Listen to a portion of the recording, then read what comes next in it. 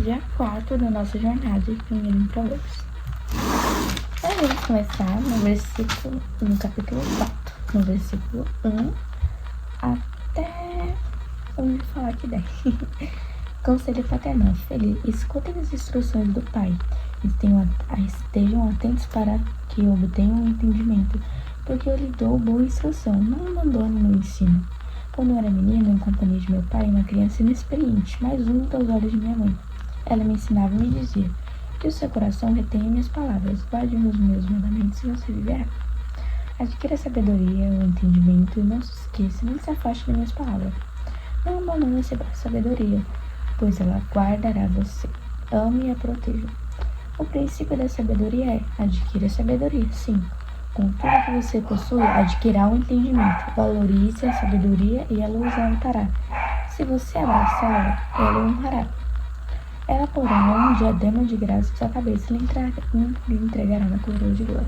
Parando aqui no 9, vou dar umas recapitulações. No começo desse capítulo fala sobre principalmente dar ouvidos ao pai. Então é dar ouvidos às palavras, não abandonar, como em todo o começo de capítulo de Provérbios até agora fala sobre não esquecer minhas palavras, guarde minhas palavras. Então o princípio de tudo é dar ouvidos aos pais, principalmente. Prestem atenção para aprenderem e receberem ensinamento. Eu anotei assim. Eu também anotei. Não abandonar as palavras do Senhor, pois se você abandona, esquecerá.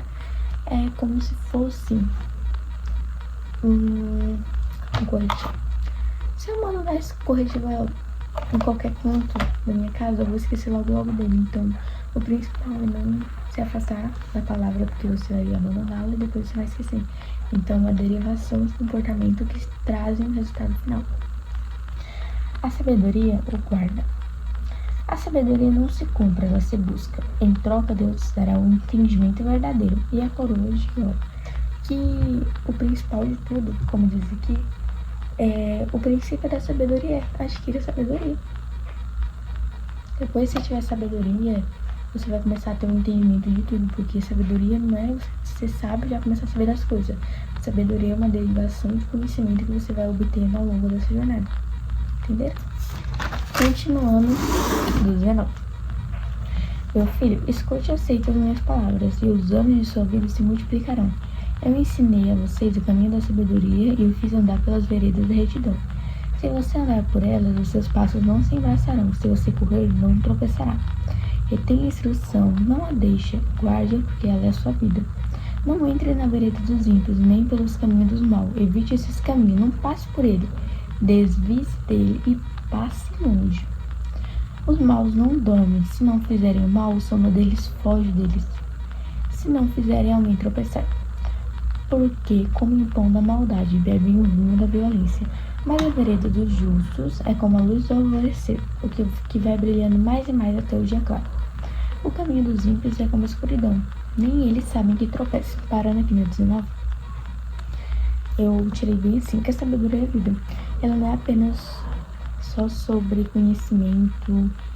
Na verdade, pode ser sobre conhecimento, porque o conhecimento dá entendimento da vida, assim, a gente vai ter vida eterna. Mas o principal de tudo, que ela também pode ser vida, ela é a nossa vida. E no versículo 15, eu coloquei que não é apenas sobre não passar pelo caminho do mal, mas evitar qualquer aproximação com ele. Então não é só não passar por aquele caminho. Eu sei que aquele caminho existe, mas é só não andar por ele. E enfim, mas se eu estiver pelo caminho do bem, eu ver uma flor lá do outro lado, uma flor bem bonita, bem radiante, bem brilhosa lá do outro lado, que é o caminho do mal, eu vou querer desviar só pra ir lá pegar. Eu vou passar perto desse caminho, talvez eu possa ir lá e tropece. Então é evitar qualquer aproximação com aquele outro lado. Não é só sobre não passar perto, mas evitar qualquer coisa que passe por ele. Voltando. Com Deus vemos problemas e não tropeçamos neles, mas com os ímpios, na verdade, tropeçamos porque não vemos. Então, Deus é a nossa luz. E quando a gente está num caminho cheio de obstáculos, se tiver com luz, a gente vai ver eles, não vai tropeçar.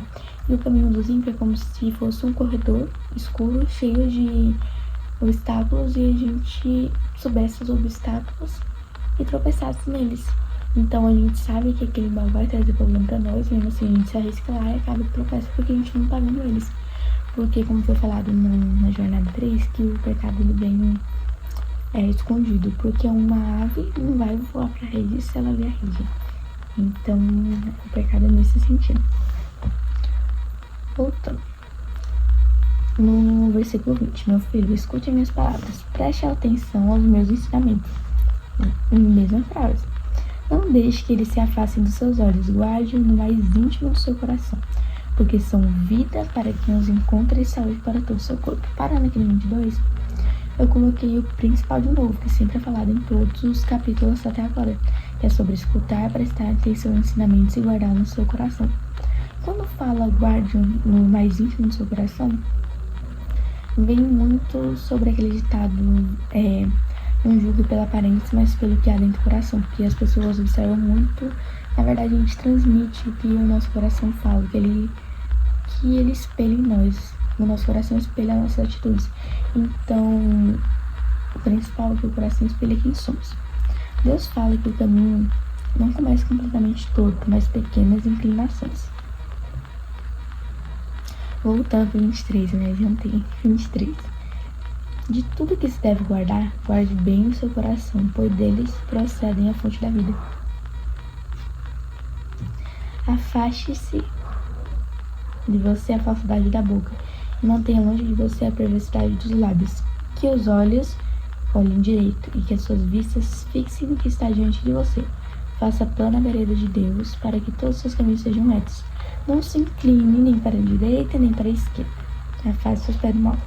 Deus fala que o caminho não começa completamente torto, mas de pequenas inclinações. Então são de pequenas atitudes, pequenas palavras que a gente vai se inclinando até a gente cair completamente.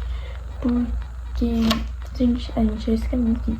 Então quanto mais a gente inclina, na hora a gente vai cair. Então, evitar pequenas inclinações. Pequenas inclinações podem ter grandes consequências.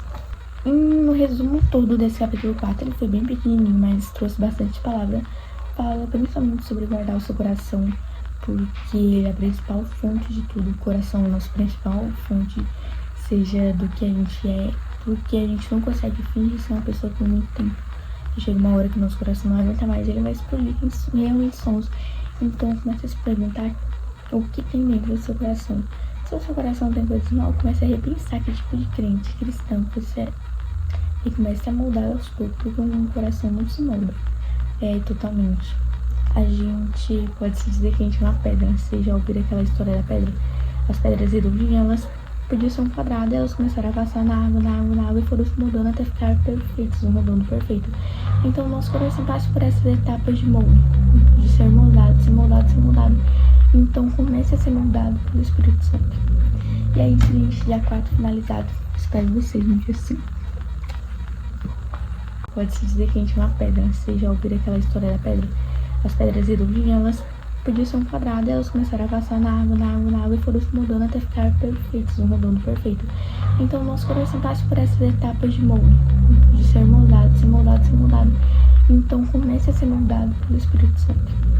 E é isso, gente, dia 4 finalizado. Espero vocês no dia 5.